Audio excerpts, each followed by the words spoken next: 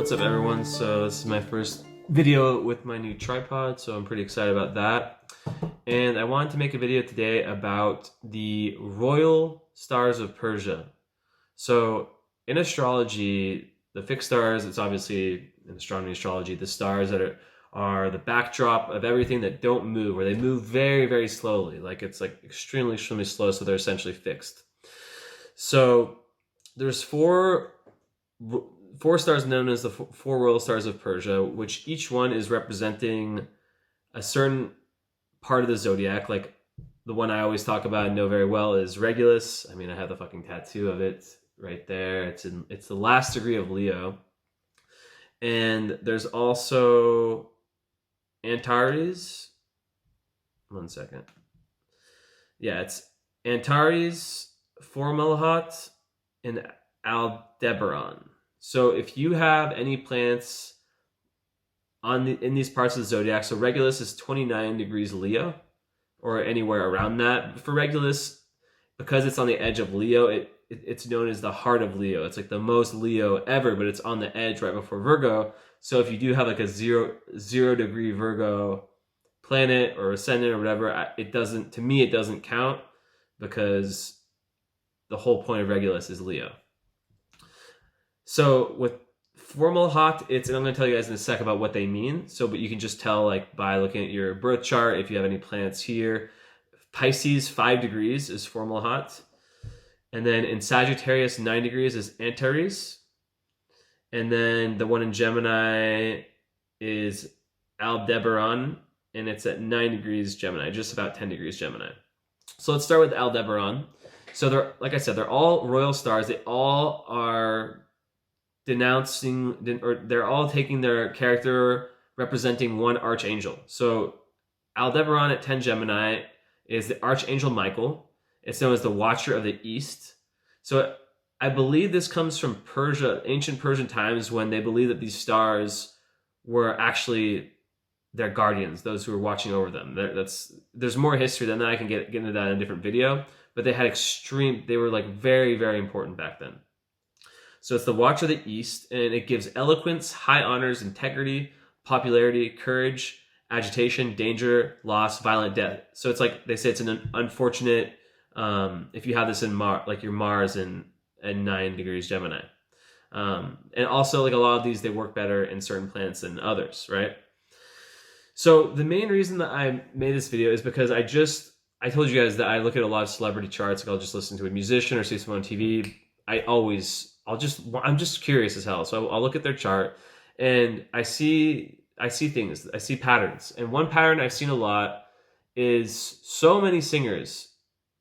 I search their stuff and it's Regulus, planets in Regulus. Like a really famous Romanian singer, I like a few months ago searched her. She had like nearly like every like 4 planets in that like end of Leo, like within a few degrees of Regulus, her sun, Venus.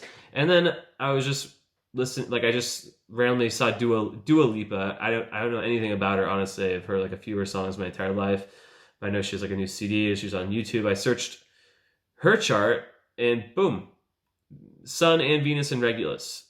Like so many people, like Drake, like Trump has his ascendant there. So it gives a lot of fame, but also gives a big responsibility. And the whole idea with Regulus, at least, and it's not, like I said, this is like more the ascendant. I know this because I have it. It's like, it gives like a lot of potential for a lot of high honor and riches, all this good stuff, fame, things like that. Like it's a very bright part of the sky. It's the brightest part of Leo, the brightest constellation. So it's pretty much the brightest fixed star is Regulus.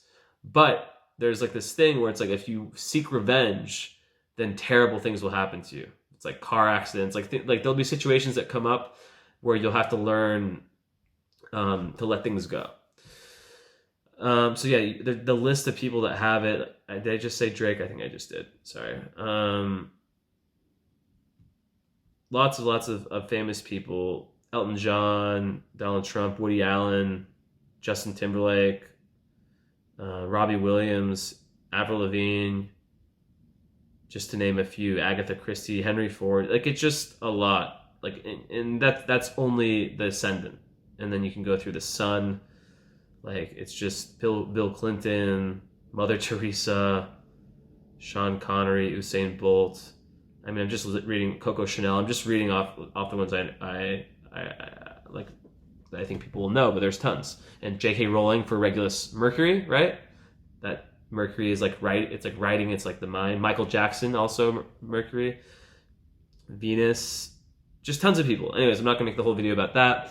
So that's one thing I saw, and that spurred me to make this video. And so it's really important to know that, because if you just have like a planet and it's like on one of these stars, it can be really easy to overlook, but it can actually make it an extremely powerful planet for you. So next, after Aldebaran is, and by the way, if anyone wants to do any further research on this, just search like on Google something like Astrology, Royal Stars of Persia. So the next one is in Sagittarius. It's called Antares. It's the Archangel Oriel, the Watcher of the West. And it gives a very big spirit of adventure, obstinacy, injury to eyes, honors, son loss, stubborn, suspicious, violent, several marriages. And it says, but it's very fortunate. So you see, it kind of has like it's very fortunate in Mars, Jupiter, and Mercury. So yeah, like a Sagittarius Mars at 9 degrees or Mercury at 9 degrees is extremely powerful. And I'm seeing a theme with all of these. They're very high risk, high reward, having planets on the royal stars. So the last one is Formalhaut. I don't know how to pronounce it. And it is the Watcher of the South, which means that Leo, or Regulus, is the Watcher of the North. And I'll read what it says for Regulus after. And it says, congenial birth defects, magic, fame, occult, faith, star of alchemy. So 4 degrees Pisces, any planets there, it's fortunate in Venus, Mercury, and Neptune. So we see that the Pisces Formalhaut is very fortunate in Venus and Neptune, which are feminine planets, because Pisces nature is feminine. Anything that can, with Neptune, it can really grant psychic ability, very good, someone that's really, really into the occult. And then Venus, maybe extreme. I didn't really say much about creativity, but I know that it definitely will give a. And I said congenial, it's congenital. Sorry, birth defects, and I don't know what that's about. But yeah, the Venus could give a lot of creativity, and maybe the Mercury, very good creativity in terms of writing and speaking. So just a little bit what it says about Regulus, even though I explained it, but I also like to see how it's written. Where is it at? Oh, it looks like it's skipped. Okay, so it says it's at 0 degrees Virgo now, like in terms of how it's moved, which is interesting. I've read about that a little bit, but still is the essence of Leo. And it says the most royal star, Raphael, the healing archangel, the watcher of the north. Nobility, ambition, alertness, great power, status, leadership, sudden downfall, accidents, violence. So you see how it's like all of them kind of had this, like, even the descriptions like this up, up, up, but then, you know? And it says very fortunate in Mars or Jupiter for Regulus. But I would say ascendant is quite good to have, because ascendant is in outer expression. So it's working well with Mars, which is like the outer masculine energy. But if it's in Leo, like if you have your 29 degree Leo or 28 degree, 27 degree Leo rising, it's going to work well because it's like a the ascendant's very outer, right? It makes the sound, it kind of gives light, but also, yeah, like I said, it's great potential, but also great responsibility. So anyways, I just wanted to put this in people's minds that there are a lot of fixed stars. There's more than just that one. If you go to the site I'm on right now is lovinglightastrologer.com/fixed, then a hyphen, the line that's in the middle, not the underscore, hyphen stars / and it'll give you a list of the most common fixed stars used in astrology. And this is a really good list because I've seen websites that have so many fixed stars. Like, it's just ridiculous how many they have. And this one really breaks it down. And maybe, I don't know, maybe there's like 20 or 30, maybe just like 20 here, 20 or so. It's like, it seems like it's like, yeah, like maybe an average of 2 or 3 per sign. So maybe like 30 of them.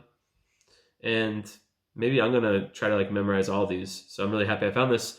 And yeah, that's about it. Let me know if you guys, like I said, I really enjoy doing these these celebrity charts is kind of what got me into this video. I think it's a really great way to learn astrology, even though famous people aren't really showing necessarily their true selves. You can still see a lot, especially if you can use your intuition just by looking at them and denoting some stuff. And just know that like it's also really interesting to see a celebrity's chart, and you can see what the moon sign is, and then you really know like what's hidden. Like I was looking at I'll do random things. Like I'm like a basketball fan. I probably don't have many followers that are, but I was looking at this basketball player, Jimmy Butler, who's friends with Mark Wahlberg. I just like randomly like searched their two charts and saw that they were both, because they're like friends. Like that's kind of a random like friendship, you know? And they're both, I was like, they probably have something in common astrologically. Exactly. They both have suns in Earth. Like one was a Virgo, one was a Taurus, and both their moons are water. One's a Cancer moon, one was a Pisces moon. So it's like all these things, like astrology really can show a lot. It's really interesting to just search. So yeah, send me any suggestions for celebrities, and also yeah, let me know if you guys have any interest in getting some readings done. I will look at the post I did yesterday tomorrow and select a winner or winners that I'll message with a discounted price for birth chart readings, like all the way to $40, and I'll message some people with like a $60 offer, maybe even some others like a $70. We'll see. Anyways, I hope you guys enjoy this video. Have a great day or night wherever you are in the world, and stay safe away from the virus. Okay, bye.